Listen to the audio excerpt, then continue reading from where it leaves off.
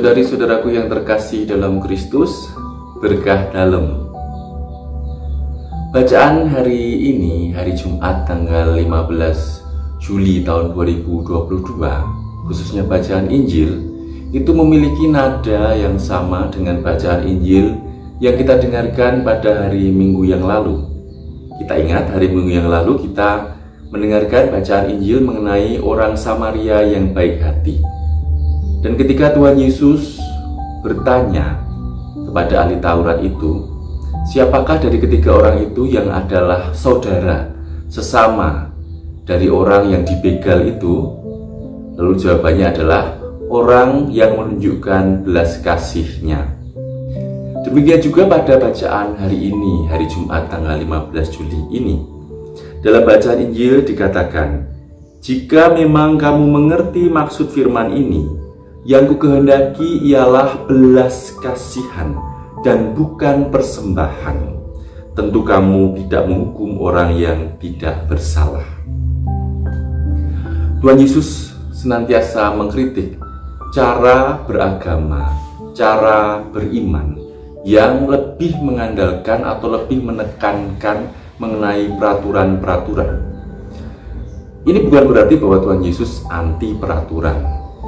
Tetapi Tuhan Yesus ingin mengingatkan kepada umat supaya jangan sampai kita terlalu fokus pada aturan-aturan sehingga lupa akan dasar di balik segala peraturan dan tata tertib itu, yaitu kasih, bahkan belas kasihan.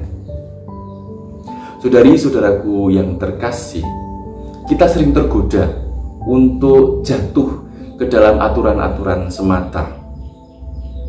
Romo, kalau masuk ke gereja, kalau berlutut, kaki kiri dulu atau kaki kanan dulu.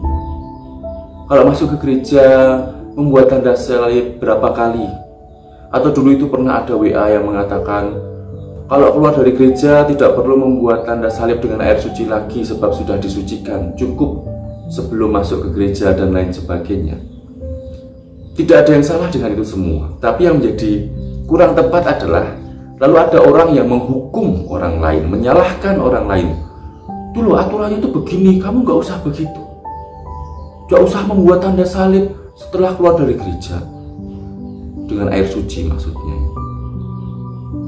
Ya tentu saja tidak ada yang salah dengan itu semua. Barangkali masing-masing memiliki alasannya. Apa salahnya sih membuat tanda salib misalnya? Yang penting kan hatinya.